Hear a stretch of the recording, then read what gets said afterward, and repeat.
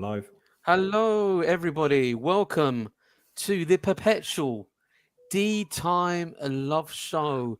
We've got a very special guest, a partner of the D-Time and Perpetual-Time channel. We have the lovely Catherine from the Watch Register. Welcome. Hi, guys. Thanks for having me. Fantastic. And we have the one and only Thomas Burnett, who's a foundation member of the watch community. And we have a very special guest. Hi, guys. All the way from Venice, we have the one and only, the celebrity, Oshin. How are you, How are you, sir? I'm well, D. Hello, everyone. Thanks Hello. for having me tonight. Hi, Shane. Good to see you. Good to and see lastly, you. we have the former bodybuilder from Liverpool, who's changed careers over the last decade. He's now a one-step certified watchmaker. We have the one and only Alexandros Foddy. The stage is yours, Alex. Right. Okay. How is everybody? Catherine, how are you? Yeah, good. Thank you. It's been a busy start to the year here at the Watch Register, but that's all good. And I think someone's got has someone got a screen open? Because I had a bit of echo. Is that you, D? It's always one. Sorry. So, Catherine, tell us about yourself. You know, what made you join the Watch Register? Oh, this is a career of passion for me. So I've got a long history in the jewellery and watch industry. I started nearly 25 years ago now, literally in a jeweller's. I went in as the Saturday girl and started picking up the phone and got lured in from there. From there, went on and became a jewellery designer. I've also done some goldsmithing and bench work. Then went into the service side of things and worked with quite a few ADs, so Rolex ADs, Patek ADs, IWC, and I've done that from a sales and from a service point of view. From there, I went on to become a diamond grader, from there a valuer. And just within my career, I'd spent an awful lot of time, one, dealing with losses and thefts within the companies that I worked with, and also spending an awful lot of time, especially in the valuation sense, with victims. Literally, the job came up here and I knew that this was where I wanted to be. I definitely wanted to give back to a career that gave me or an industry that had given me a really good career over the last 25 years, and this is my perfect opportunity to do it. As soon as I came in and met Katya, I knew that this was where I wanted to be. Okay. And how long have you been working with the Watch Register for now? I am in my 7th month with Watch Register now, which has just blipped by. I still very much feel like the new girl. So you're still within your probation then, Catherine? I've passed my probation. Okay. I am now here permanently. There's no getting rid of me, anyone. Honeymoon period over. Yeah. So to people that are not kind of watch savvy, what does the actual Watch Register provide? Because some people still do not use a Watch Register, are not actually aware of how it works. Absolutely. So we are a due diligence service, and that means that anybody that is in the process of looking to purchase a watch can run a serial number check against our database and check the history of the watch to make sure that that's clean. It's effectively a check against the item being lost, stolen, or a known counterfeit. Just to give you a little bit of background about the company, we started as our parent company, the Art Loss Register, which has a long history of doing the same thing but within the art world. And so the Art Loss Register started in 1990. And since that time, you know, they've been gathering data on lost and stolen items, which included watches. Just in 2014, the Art Loss Register had built their database of watches up to such a point that really we recognised that it needed its own dedicated service. The watch industry moves far quicker than the art world, and there are a few kind of unique differences that needed to be addressed with its own service. So that's basically how the watch register came into being. We then built upon the data that the Art Loss Register already had, and then took our service out to dealers initially to provide them with the service where they could check watches. It kind of coincided with the point where Rolex had removed access to their database, and it kind of left people that weren't authorized dealers kind of stranded. You're in a position where how could you check those watches? You know, there was a need for our service. We had the data, and not just with Rolex watches. You know, there was an important need for that to not be specific to any one certain brand, but to serve the industry as a whole. So we kind of set this up. We got a really good uptake. We now work with dealers, pawnbrokers, auction houses, private individuals. Basically, anybody can use our service to check the history of a watch before they purchase it. So how does the process go, Catherine? Nice to meet you, by the way, Catherine. Lovely to meet you. Just walk me through it real quick. I think most of our viewers are probably just private individuals who may lose their watch or have their watch stolen. What is the process there? And I assume you have to, well, two things, I suppose. One is registering your watch or checking your watch, excuse me, before you buy one. If you have some doubts about where it came from, checking it out. What's that process? Do you have to be subscribed? Do you have to pay a one-time fee, et cetera, et cetera? And then, of course, if, you know, God forbid your watch is stolen, how you go through that process of registering that serial number with you guys. You're absolutely right. You know, a large part of our service is dedicated to helping victims of crime. So, in that sense, it's a very simple registration process. You would just log on to our website and set up an account for yourself. It will literally take 5 minutes to run through this. And then, you know, depending on the circumstances of your loss, whether that was a loss, whether it was a theft, you know, you may have an insurance claim number, you might have a crime reference number to add on to that report. We try and make the process as simple as possible, and I'm always at the end of the phone if somebody's trying to register a loss with us and having any issues whatsoever. But we try and make it as simple as can be.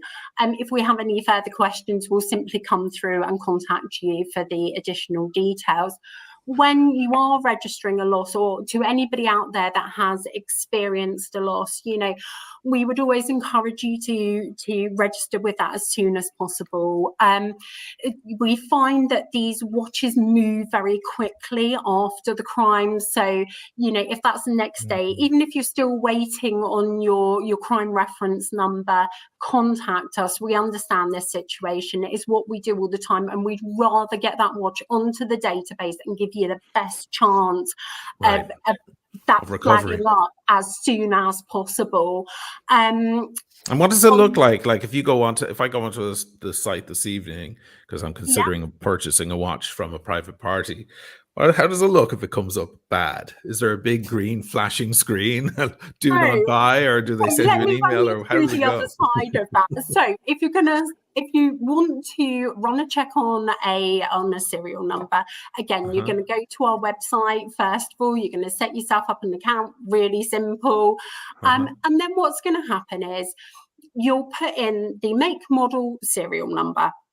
Our results, Monday to Saturday, 9 till 6, will come back within 5 minutes. So it's a very quick turnaround service. We understand that a lot of the time we haven't got tons of time to make these decisions. You're there, you want to make your purchase, and we want to get you that answer very quickly. Sure. And so what's going to happen is you'll submit the search, and then within 5 minutes, you're going to get one of 3 outcomes from us. Now, the outcome that we want is a no match outcome.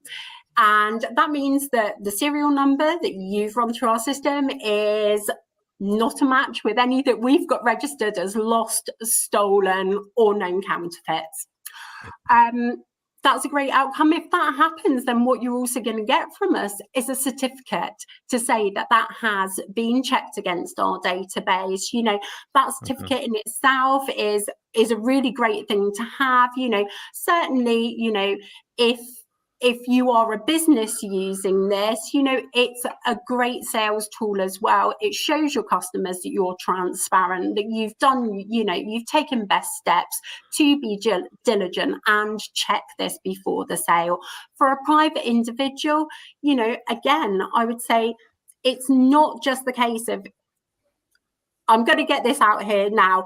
If a watch has books and papers, that doesn't mean that it isn't lost or stolen. And I would encourage anybody that's making a purchase, even if the watch has books and papers, please still run a check. That's happened to me. That's happened to me. Sorry, that happened to me. I bought a watch with box and papers, and it was stolen. So. And we know, it's no secret in the industry. You can pick up box and papers. You can find them on the internet. They certainly the box, and now the paper's easier and easier.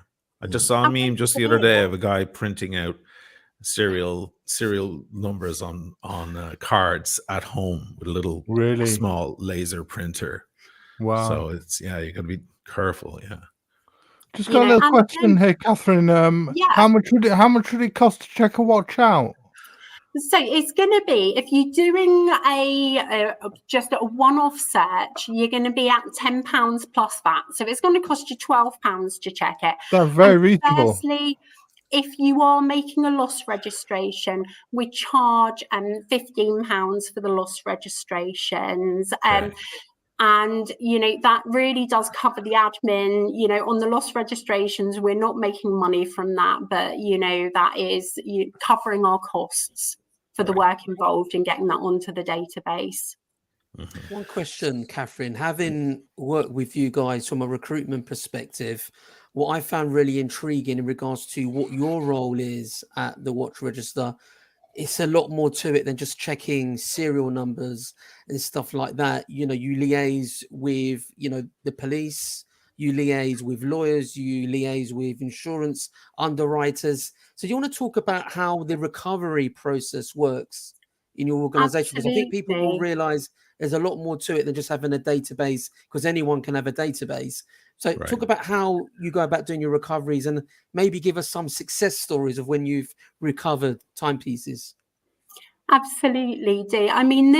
This is the bigger issue. Anybody could start a database, but really, if you're not following that through with good recoveries and you're not committed to helping those crime victims, it's a waste of time, really, and we are very dedicated to providing the police with any intelligence that we can. We work very closely with global police forces. Obviously we have a special affiliation with the Met Police Force. We work very, very closely with them. But we take registrations and we run checks for global police forces, all week long. We never charge the police or any law enforcement agencies providing that service. We always make that free of charge to them. So what we're doing is we are helping to maybe assist with their investigations, and likewise, if we have a watch that comes up which is a match with something on the database which has a crime reference number, and we can provide that information to the police, then we do so.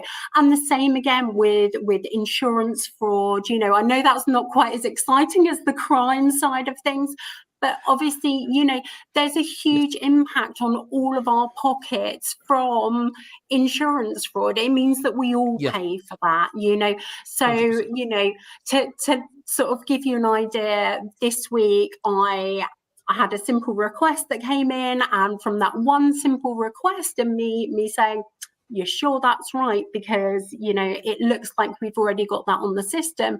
We've managed to unveil nearly £100,000 worth of insurance fraud. Wow. So, you know, that's the power of one check, you know. I'll run you through just, you know, I've got a couple of nice cases here that I've been dealing with this week. You know, we do have juicier ones, and we get cases that take us all over the globe on like this, trying to track a watch down. It can end up the opposite side of the globe to where it was originally lost. You know, those are really exciting cases, but there are less so of those.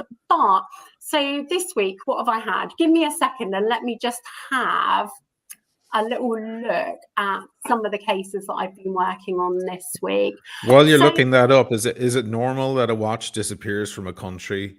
Do they get it out of this is something I've heard. I don't know if it's true at all, but that a watch just, you know, is stolen and within a day it's left the country? Or do you find normally it's at a pawn shop down the street from where it was picked up in general?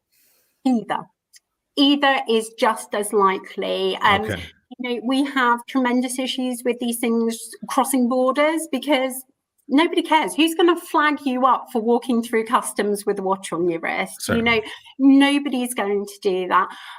Again, you know, these small transportable items, so, you know, they can very quickly move across borders. We certainly see that happening with especially the crimes that happen in Europe. You know, we've got one landmass there, so very easy for people to drive those across borders, you know. Certainly. And within that, you know, just digressing slightly, we have had to build over the last 30 years a very good understanding of international law, because in any one case we may have 3 or 4 different, you know, different types of law happening, and those cases can get very complex. But again, 30 years of experience, we're pretty good at this. We've done it. We've done most things a few times over now. So I promise that you're in very safe hands with us. So I think one of the nicest cases that I've had this week, Dee, just to answer your question, is was a recovery, and it just came from, again, a very routine check. It was a match. I had a quick look into it and could see that this was from a mugging or a sort of violent attack from person that had happened back in 2019. Because there had been a little bit of a lag, I just wanted to check with the victim that in the meantime, the watch hadn't been recovered by the police. You know, we don't want to put a dealer in a situation of saying you've got a stolen watch if we haven't checked that out. So confirmed with the victim. The moment I spoke with him, I could hear the excitement in his voice, like, oh, you found my watch. I had to sort of pause there, and sometimes you have to pull back because at that point I'd not managed to secure it. And I did have to say to him, look, please don't get too excited right now. I'll keep you updated with the information. As it happened, you know, the dealer was exemplary, managed to secure the watch, and I was able to give the same guy a phone call back, you know, later on that day to say, yeah, we've managed to secure that for you and your watch is coming home. And he was obviously elated, you know, and you kind of go home after a day like that and you're like, that was a really nice thing to do. Nice. And I was like, maybe for him, he can now put what happened to him behind him. A couple of days later, his partner came to pick up the watch, and I got a bit more of the story and really kind of fully understood why he appreciated this so much.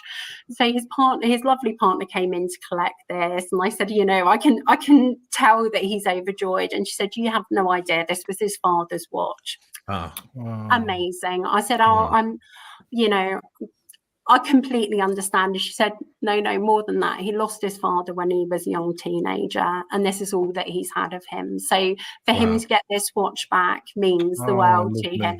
And honestly, guys, that's why I come to work in the mornings, you know, for those moments. And it's, you know, that's a regular recovery for us. And, you know, we can say, you know, trade-wise, it's very easy for me to say, you know, oh, there are huge financial losses and we're helping to prevent those. But it's not to be overlooked the emotional attachment that people have to these items, you know, and no amount of insurance compensation is ever going to make that feel better. You know, it's... Alex, what's your process? Sorry, guys, if I'm hitting with too many questions. I'll shut up in a minute, okay? No, I promise. But Alex, what's your process? I'm very curious, as a member of the horological board there in Britain, if a stolen watch comes through, you know, it winds up somehow on your desk to be analyzed or repaired or serviced. You know, do you have to contact the police? Do you contact the owner? What do you like? Is it a sticky situation for you?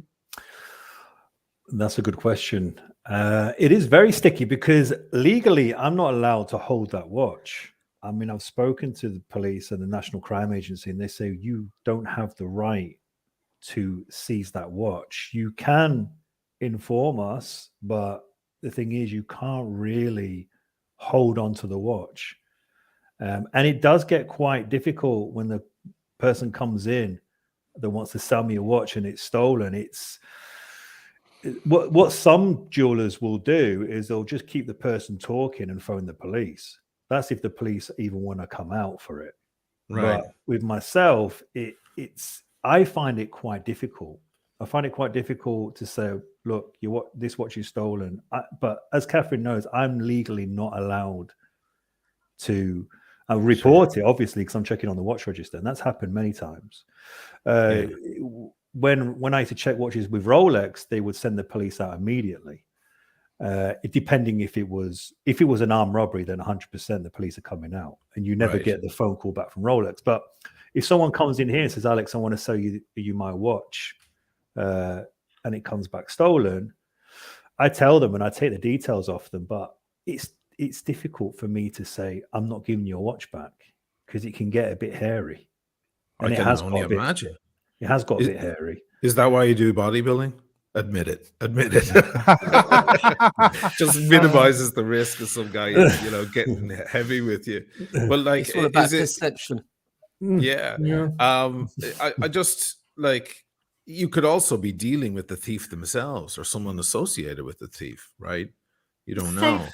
I would say from experience, most of the time when we, you know, in the majority of cases, you know, we will ask dealers if it's safe for them to do so, to please, you know, at least secure the watch until we've had a chance to check with the police, until we've had a chance to make those moves.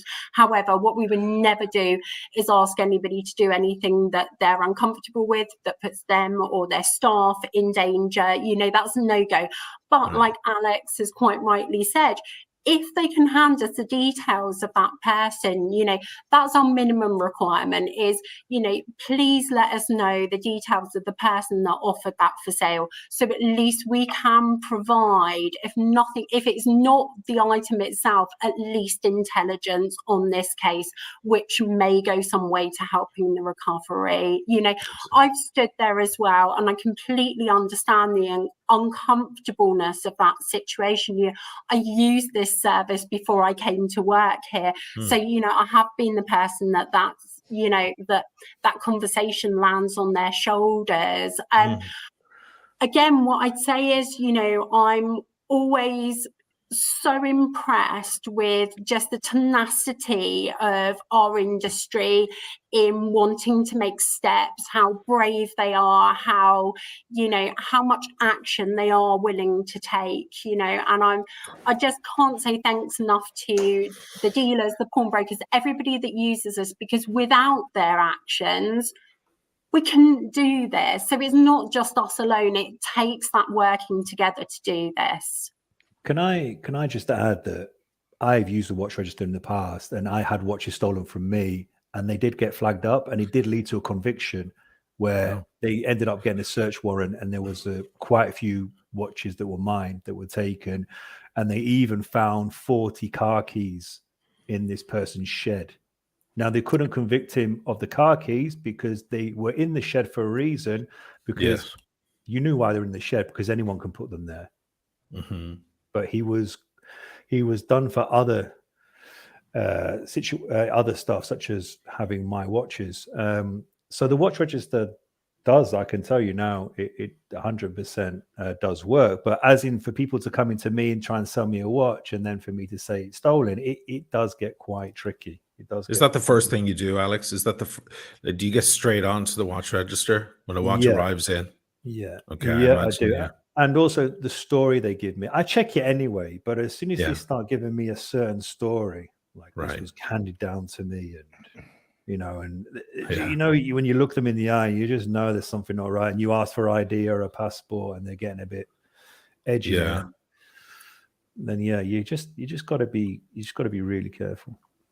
No, I have to say, the watch register has been a great deterrent in the Facebook groups that we run, Catherine. I have to say, because we've got we have a combination of about over 100,000 followers in the groups, and we've put conditions now. We advise, because a lot of private sellers tend to go in there and try and sell a Rolex Submariner or a Daytona. You don't know them from Adam. They just become members, and now we have to approve it. But we also say to them as a guideline, you must check with the watch register if it's UK or another stolen register abroad, whatever equivalent you have in your country, but also to use Alex's authentication process as well. And a few of them have started filtering through to Alex now as well. And I know that people have been checking with the watch register. So I've noticed a decline of certain individuals coming through and posting watches for sale. So I can only assume they got scared. That something doesn't quite they ran away, here, right? They've run away. So we've seen people drop off. So there's been a lot of people drop off that must not be legitimate, which is great news. So you're like my CCTV. There you I like that. The all-seeing eye. We are the all-seeing eye. But Chris Lottie is asking a question I was about to ask myself. Can I ask how many watches do you have on the register? That was are we talking? You don't have to reveal exactly how many, obviously, but are we talking about hundreds of thousands? Are we talking millions? Are we talking tens of thousands? So we have over 70,000 watches on the database at the moment. I need to have a look at that figure again, because I have a feeling that in the last few months that figure has risen a bit. Right. But if we say 70,000 approximately, and that just covers sort of modern watches with modern serial numbers. We have more items on the art loss register, which are going to be historic pieces, maybe pocket watches that, are identifiable in a different way. But it's a lot of watches on there. In terms of total items on the database between the art loss register and the watch register is over 700,000 items. Wow. Amazing. Can we also, Heavenly Mark says, what is the situation if you have claimed from the insurance and been paid out and then your watch turns up? This is an everyday question. So it happened, and we understand that a lot of people, you want that insurance claim. You're not going to sit there, sans watch and sans any compensation for that. However, at the point of that payout, what happens is your watch becomes the property of the insurance company. They've settled with you. However, that doesn't mean that you can't pursue getting your watch back. But what we're going to ask you to do is give us the details of that insurer as well. Now, what I'd urge anybody to double check with their insurer is that there is a buyback policy in place at the time of you being paid out. That just means that if the watch then turns up, that we can negotiate between the insurers and yourself. You would pay back, either the full or partial settlement, and then they would return the watch to you. Okay. And Tim Jacks, do you have to pay a premium if the watch turns up and recovered by the watch register? So this is a multi-fold question here, depending on how a case goes. If police are involved and the recovery of that watch is something that happens because we've been able to supply them with information, etc., then that is us giving the lead to the police, and if they're in a position to help you go and recover that watch from there, then that's great. We don't make tons of money, so in those circumstances we may put our hand up and say, would you like to make a small donation for the efforts that we've made? But we understand, maybe somebody doesn't want to do that. If so let's say, so that would happen. So I'll just give you a figure now. So a third of all of the watches registered with us will surface within the first year of them being added onto the database. A quarter of those will turn up within the first 6 months. So we get a good hit rate early on. And that's when police investigations tend to be very engaged still, and we can supply that information to them. However, imagine that since your burglary, since the mugging happened, we're now 4 or 5 years down the line. What we can find is that maybe the police have closed their investigations, they've wrapped up pursuing a case, and there isn't the support and the help for them, for the victim, all those years down the line. Now, in those circumstances, what we'll offer, and again, if it's more of a civil case rather than a criminal case, again, we'll always offer at 5% of the net value returned to you, so then 5% of the net value of the watch, we will provide a location service. Now, that's great if that's turned up in the next town, another part of the country, and you're happy to go and arrange with that dealer, with that person yourself, getting the watch back, then fabulous, and we'll hand you that information. So 5% is not going to be a lot at all. The average value of the watches that we recover is going to be around about £4,500. So 5% of that is kind of reasonable. If, say, we have one of these more complex cases, like I said to you, imagine that the watch has been lost in America and then suddenly ends up in Hong Kong, and we're many years down the line. There's a complex series of different international laws surrounding the case. We'll offer our services at 20% of the net value returned to you. I think sometimes when people see that 20% figure, they kind of wince at it. But what I'd say to anybody is, I've researched, how much it would cost to have a private investigator do the same thing. I've investigated how much, those legal costs would be, and we still represent really good value. What I'll say here is, this is not a profit-making part of the business. However, these can be long-winded, they cost a lot of money, and we try and be fair, to everybody. So if you've got a lower value watch, but that's a really complex case, we don't want to take away all of the value of the watch, and likewise, we might have a £60,000 watch that's able to be recovered relatively easily. So we try and balance it out and make it fair for everyone. Okay. Also, I've got one question, Catherine. As you've worked for ADs such as Rolex, so you have vast experience in the business. You've worked for ADs, you work for non-ADs, so you've got a lot of experience. Why do you think Rolex? I've got my own opinion on this, but why do you think Rolex decided to wake up one day and say no more watch register in terms of public ring? People used to ring up, how it was, you used to ring up, you used to have this really nice, well-mannered lady that used to pick up the phone, and then she'd ring you back within 5 to 10 minutes. If you didn't get that phone call back, you knew that there was a problem. Why do you think they stopped that?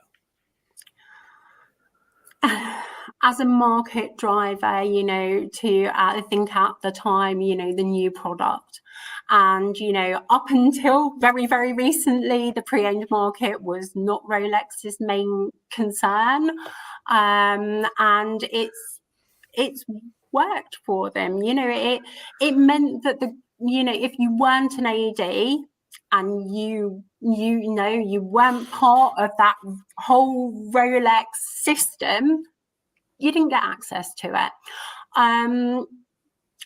I think they did it because they're Rolex and because they can. And thankfully, we've been here in the meantime to support everybody else who isn't an AD, with an alternative service. Can I give you my opinion on it? Yeah. For me, it didn't make sense because, first of all, they weren't making any money off it. They were helping a market that they weren't in. So, and plus still getting into a lot of legalities. So it was kind of pointless for them. And I just think they had enough. I just think, well, what's the point of this? I mean, can you imagine how many phone calls they'll get and then having to contact the police and that. I just think they thought, well, no, there's no more. It's going to be internal in-house in terms of ADs only. That's the only reason I can think of, because they don't have to do it, even though it would be great if they did.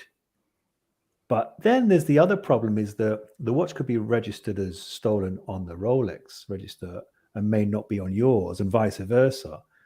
So that's why it would just be great if there was one, if all registries would get to one. But we know that's difficult. And also, may I just say that I think any future registries actually make things worse. You're so right, Alex. Make things worse. It becomes more complicated. We're fighting, organized criminals here, and unless we pull together as an industry and we work in the same kind of organized fashion, we haven't got a hope of fighting it. The moment that we dilute to having 5 or 6 different registers, who does a dealer check? Are we then going to put in place that you're supposed to be checking everyone? It will just mean that it's then not viable to do this. So, I would say, it would be amazing, to have a call to arms for just one reliable database. I think we're a way off of that with most of the brands at the moment. But again, like you say, why did Rolex do that? Not the core part of their business. In fact, the only person that I think this type of work is the core part of their business is the watch register. We're not in this for self-promotion. We're not in this for, as a sideline project. This is our core business, and we do it because we care and because there's a need and because we're very, very good at this after having 30 years of and a bit of trial and error in there. I'm not going to say that, it's been got right all the time, but we're certainly 30 years ahead of anybody else who's coming out now and just starting up. Now, let me ask you, earlier when I was coming, I'm sorry if I'm speaking over someone there. Sorry, Dee. Just before coming on here, I went onto the website and I noticed, by the way, somebody was asking a question along these lines earlier, and I want to address that too. They're in Germany, I believe, and they're wondering, is there any point in registering with a British-based register? I went onto your website earlier and I noticed it was not the watchregister.co.uk. It was the watchregister.com. Now, a lot of my viewers in particular are, about 60% of them are in the United States. Is the watchregister.com a British-centric business? Do you find most of your business from Britain and nearby countries? Or would you recommend someone in the United States to register in the same exact way? We are a totally international database. As I explained earlier, we're working with international police forces. Yes, at the moment, I would say, our strongholds are, within the UK, Europe, America, yes. However, as we also discussed, these things cross international borders very, very quickly. It would be absolutely pointless, again, to have a country-specific register. So, yes. That wouldn't work at all. And, we've got really, really exciting news, because we will be going over to a semi-automated system in a few months' time, which will mean that our hours of operation are almost done away with, so that we can then be globally appropriate, you know, so that everybody is getting their results within that time.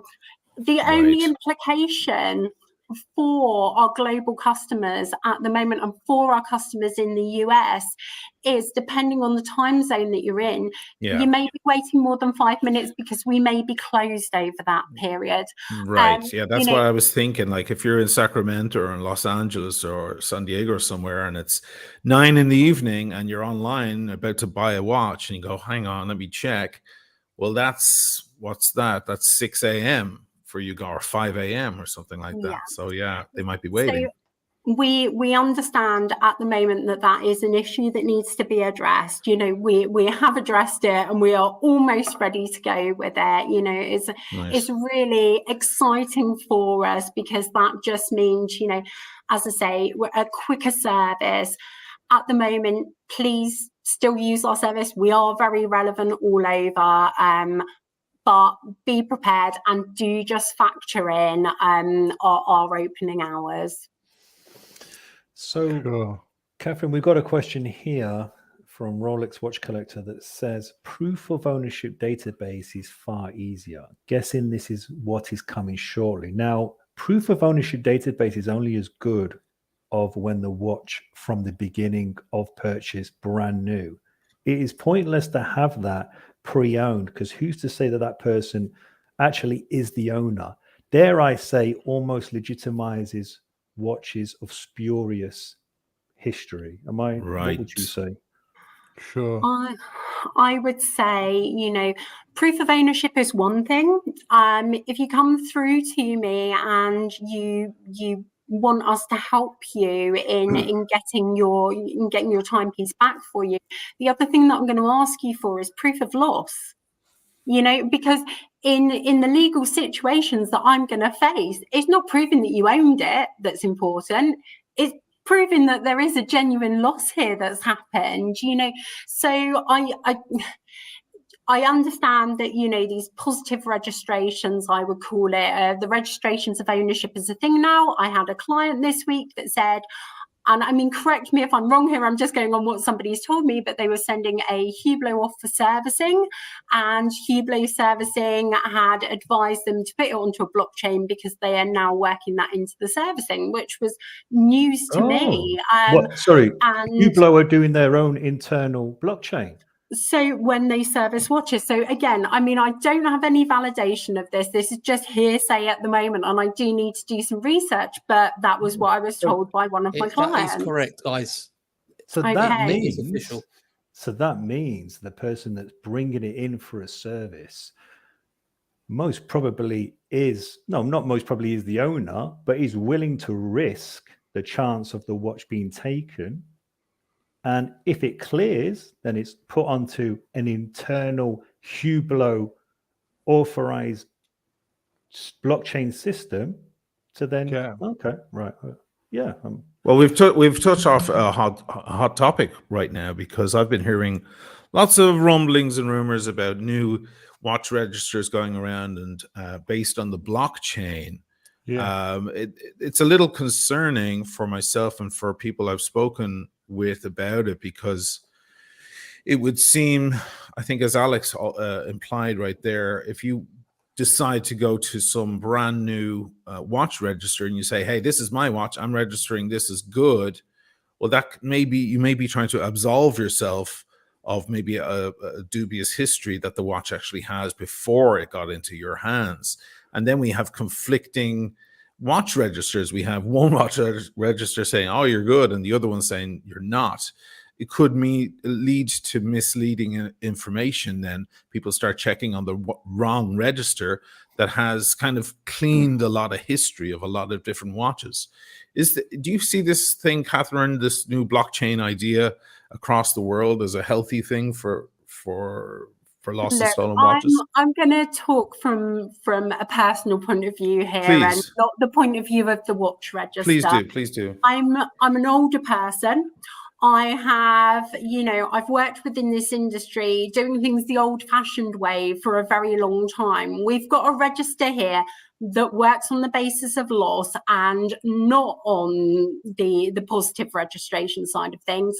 And it's working, you know, and we've got figures to back up that doing things this way works. You know, we safeguard against these false claims. We safeguard against everything that could be falsely corrected. You know, I can't say that I fully understand the world of blockchain, and I'm sure there are a lot of people of a similar age to me that maybe don't fully understand it. Yeah. However, I just view any time that you are, you know, as a valuer, let me just say, as a valuer, I held a lot of data about people's personal possessions. Now, the lengths that I went to make sure that that information was safe and secure, I have to say, it just slightly still horrifies me, no matter what assurances are put in place. You know, if you ask me to list all the things that I own and then go and put that out online, why on earth would I want to do that?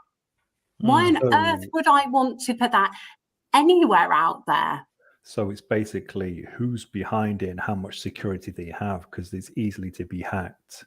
And then you've got people's addresses. So that's the, I mean, Europe, GDPR compliance is going to go out the window in regards to this, to be honest with you. And, what's PDPR compliance? Sorry, I'm a little ignorant on this. Well, GDPR compliance is GDPR, sorry. Yeah, it depends who's putting in the data, for example. And the thing is, if you're putting your data into a system and it's there for someone else to see, that person prior may necessarily don't want people to see their home address or whatever. And you have to give them the option to opt out of sharing that information if it's now or in 10 years' time. So it's like giving away where that watch was once held. So that is a real issue in regards to that. I'm on this all the time because running a recruitment agency, we hold people's passports, people's NI numbers, and we are liaising with candidates all the time, giving them the option to opt out at any point that they don't feel comfortable me holding, you know, account details and stuff like that. And I think if it's not regulated, the database properly, and it hasn't got the security in place to really manage it properly, it's going to be vulnerable to hackers. And you've seen what's happened on PlayStation networks, Xbox networks, when card details go missing, then you're in trouble. But you can get personally fined. Yeah, you know, I mean, it's all about it's not a slap on the wrist. It was, I mean, for myself and Dee to be part of the watch register, we were vetted. It's no different than when I was for special witness for National Crime Agency. Wow. You know, they want to know everything, CRB, everything. You know, they don't just take on anybody. So you got to really respect who is behind these systems, because you are putting personal information in, and as soon as somebody goes in there and hacks it, what are they going to do? You know, I mean, can I share with you all a real life situation that I've had from one of these proactive registration sites? Now, the site in question has decided to take a name that's very similar to our own. And I mistakenly got a complaint from a very irked client of theirs whose personal details had been given out to somebody in a false match situation. And they were threatening to turn up on their doorstep. I was absolutely horrified. Obviously, you know, corrected the guy and said, no, this is not us. I'm very sorry. I understand that it's confusion. We're trying to take steps, you know, to prevent, you know, them using this name. However, I was just shocked by that. Can you imagine the implications? Can you imagine, you know, what could happen there? That's just not okay. Yeah, I imagine discretion and privacy are up there at the top of your priority list.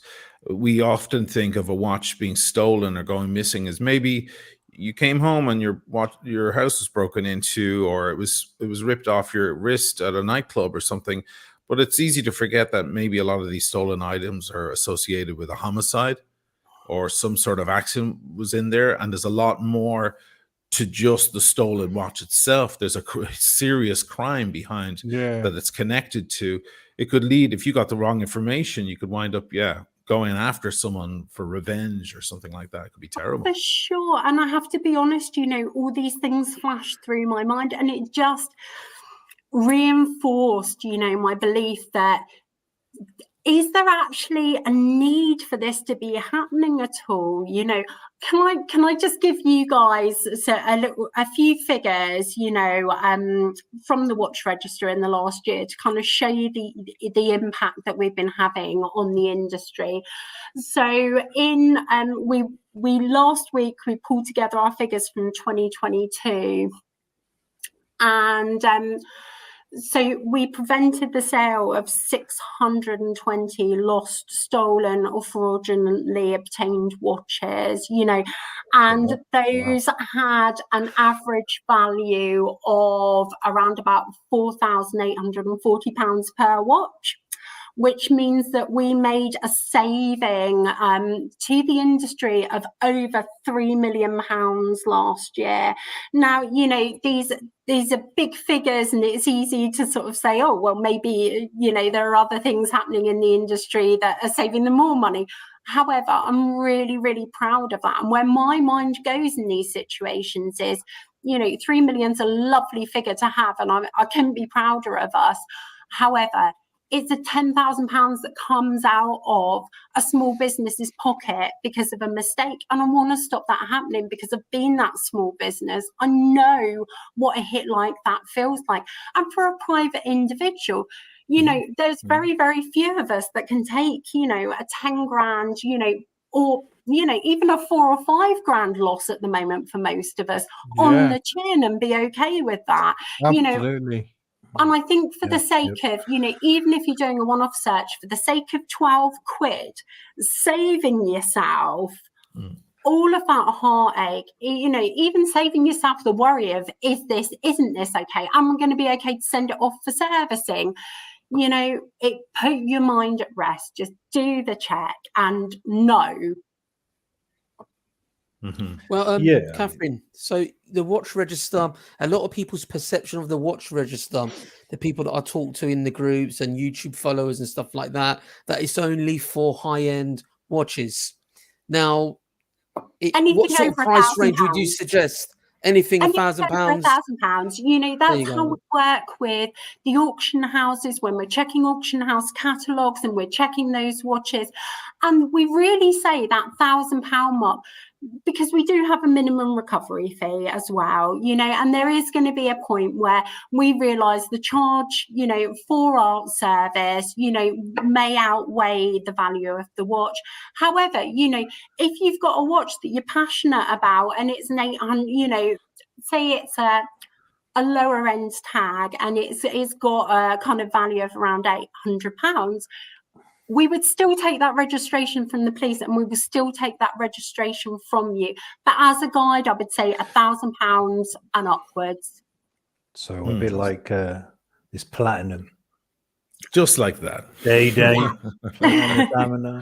Who'd you steal that off, Alex? Oh, nobody. Very nice. Your checks weren't that good, Catherine. It was easier getting a mortgage than partnering up with you guys. It's easier to borrow money from a bank than work with a watch register. But hopefully it's worth it. And honestly, Alex, imagine getting a job here.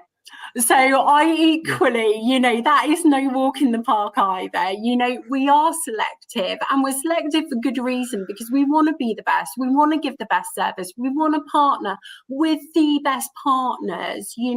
We're passionate about this, and that doesn't, we're not going to get better by being complacent. We're going to get better by being very tight in all of our actions, and that will have the impact for our clients. That will make us a better service. That will mean that we are, as good as we can be for them. And it's, as I said, that's the core of our business. That's why we exist.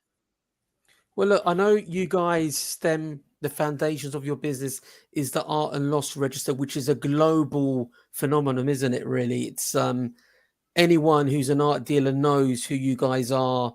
because from Monet, Van Gogh, you name it, you guys have had paintings that have been checked with your association there. But what do you think you need to get the watch register at that level? Because obviously you've proven your concept, the infrastructure and your process works. But what do you guys need to do now to get more of a global reach? What can we do to help you guys? So we're all over it.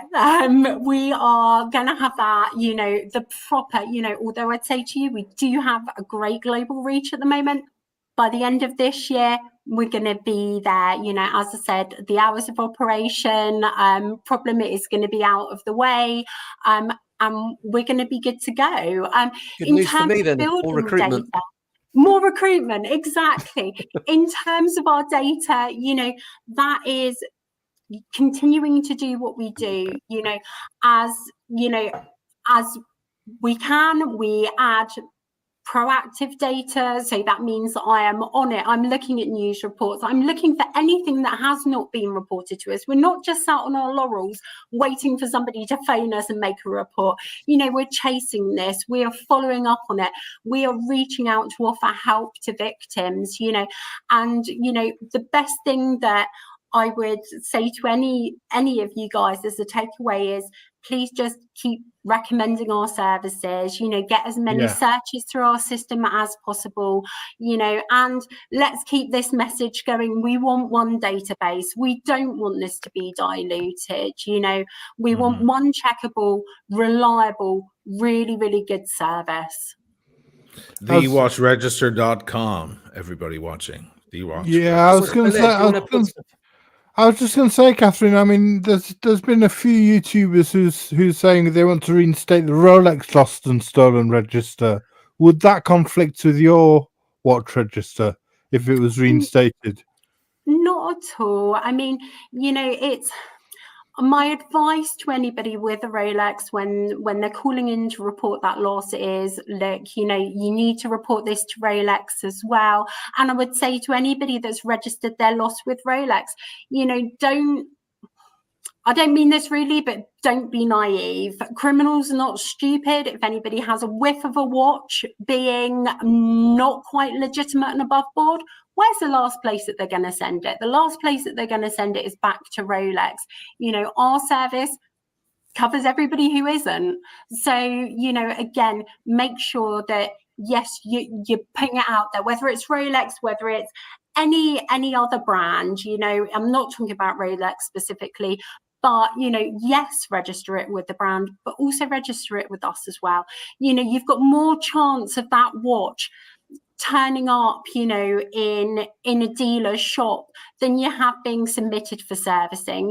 Think about service intervals. We don't get to, especially with Rolex service intervals now, if we're relying on that, we're not going to get too many chances. And by that point, if if there's a part of a criminal investigation, it may be years and years after the police have any interest in that. So, I'd highly encourage you, for those reasons, get it on our database too. And we're very happy, if you've had a watch that on that Rolex database for 5-6 years, we will still take your information and we can still add it to the database, and there's still a value in doing that. So it doesn't just have to be the moment after this has happened.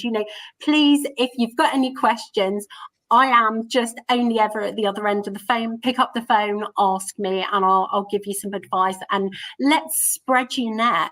I want to give you the best chance of recovery, the best chance of getting your money back or your watch back. That's very reassuring. Yeah, good.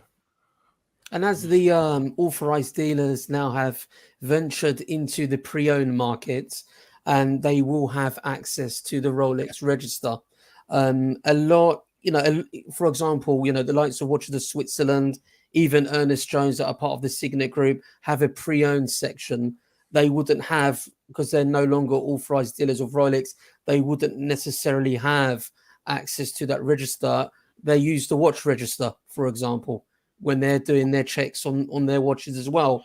But I think with them entering the market, I believe there will be a collaboration where it's within their interests to work with someone who's got the years of experience and database you have and share that data. There will be a consensual agreement. Nothing more than to solve all of the issues with Rolex database by having them come on board. You know, I would happily deal with all of their issues for them. I would happily take on their cases and, you know, work hard for them like that if they were willing to work with us. You know, we are always open to that. And again, not just with Rolex, with any of the brands, you know, that are open to working with us, we would welcome them with open arms. It sounds to me like, to put it simply, the more watch registers that are out there, the less any of them could be really depended on. The more it gets diluted out there, the less important each one would be and the less reliable any of them could be. As far as I can see, it makes sense to all kind of group together into one, you know, hive mind that you can refer to at any point. It's also important to keep in mind that if Rolex, let's say tomorrow, decided to open up their register as it used to be many years ago, that's still only covering Rolex. That's not Piguet and Patek and IWC and so on that you guys are dealing with.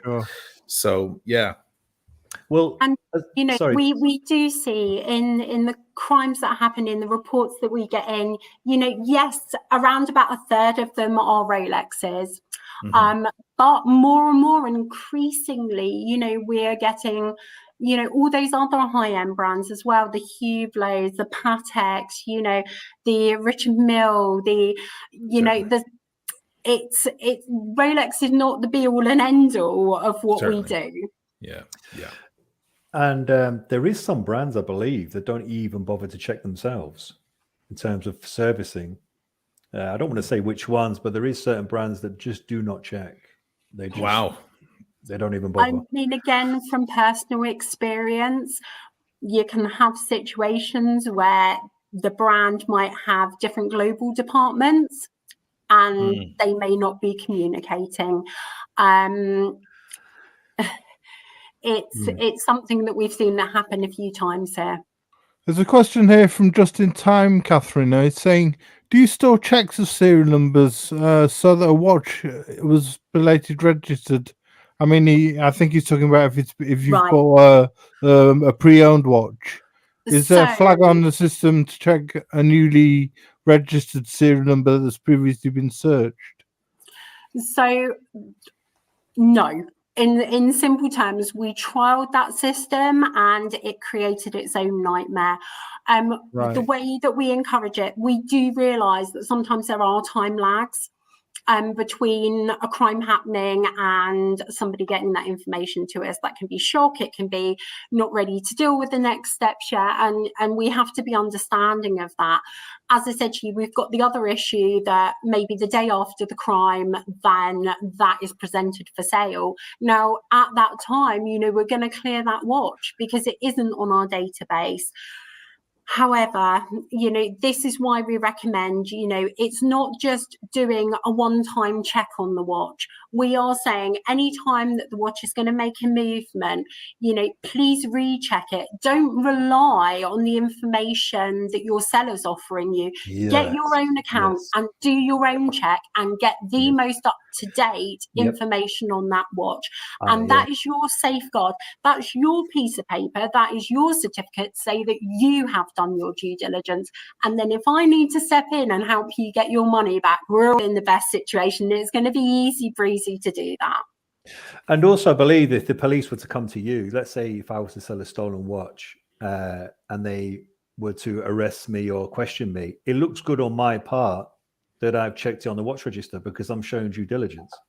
You're showing that you made best efforts. Yeah. You know, you bothered to check, you know, and again, you know, because of our work with international police forces, they're well aware of who we are and the service that we provide and how good our checks are. Good. Okay. Excellent. Oh, it's been very eye-opening. Thewatchregister.com. Anybody who's watching, that's where you want to go. and check your watches. And if you're very unlucky to lose one of your watches, get it onto the system as soon as you can. The other question I've got is, what advice would you give to anyone wishing to purchase pre-owned watch, and what would you consider is safe? Okay, so my first piece of advice, and I burn myself out saying this every day of the week, don't put yourself in a silly situation because of the temptation of a good deal. Don't go and rock up to a car park and meet somebody that you don't know the name of and do a cash transaction for. It's so dangerous. It makes the mother in me scream, stop being so daft. So just ask yourself. Yeah, but Catherine, he had a big house. He was driving an expensive car. I'm sure he's legit. And it was £300 less than everyone else's asking price. And you know why he's living in that big house and driving that nice car? Because he's a con artist. And this, be wise, Gumtree, these dodgy, places, this is a high value purchase. Anything over £1,000 to me, I don't know about you guys, but £1,000 is a lot of money to me, certainly. And I want to think sensibly. And actually my life is probably a bit more important than that £1,000. So think about where you're purchasing. At very least, have the name, contact details for that person, make sure that you've got some form of ID from them that can be, quantified in some way, passport copies, etc. If you are inclined to go and do a deal outside of a dealership.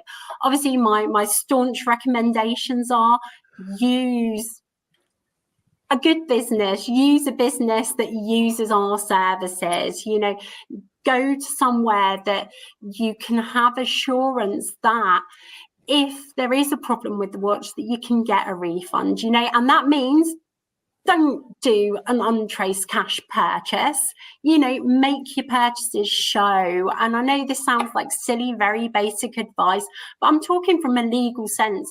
And, there's nothing I can do to help if you don't know where the watch came from and you paid for it in cash. And that's just the bottom line, so protect yourself.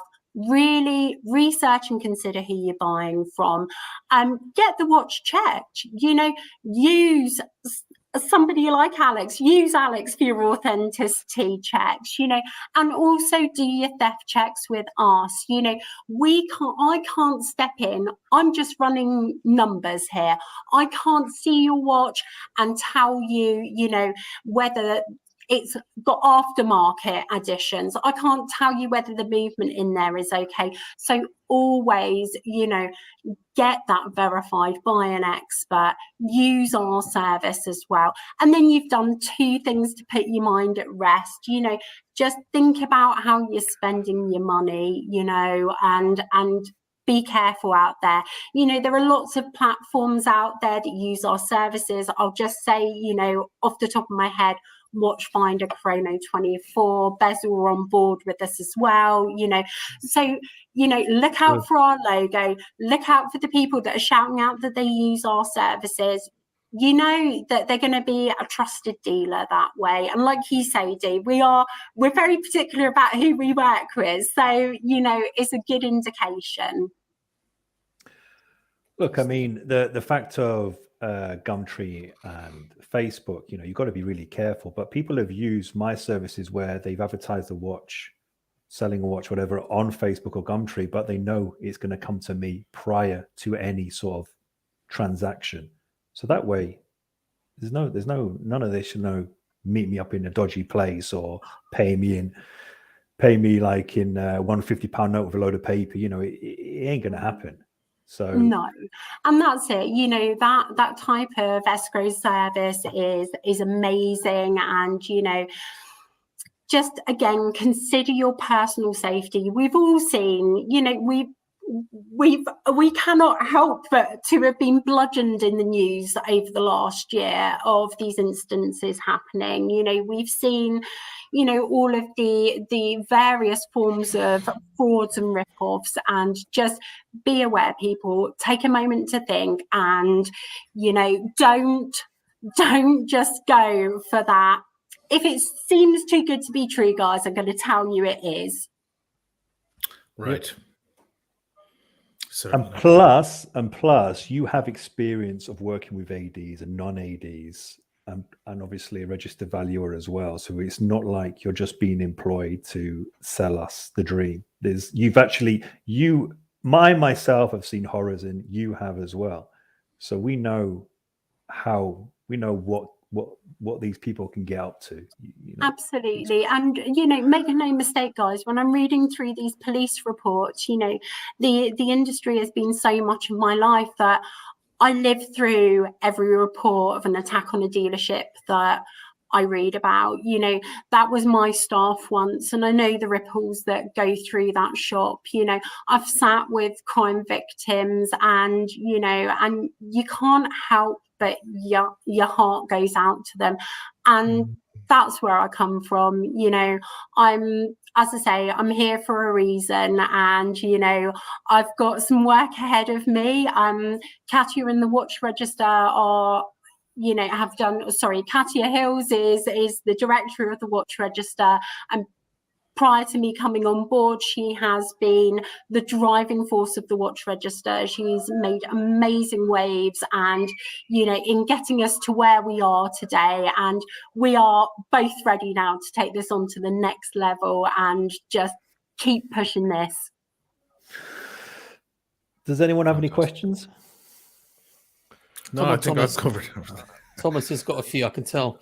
No, I think we're covered. Yeah, I think you've been brilliant, Catherine. You've been answering questions from the audience and all our questions. It's been great. Done a fantastic job, Catherine. As you can see here, message from David Rogers, very informative. Big thumbs up for Catherine. Very transparent.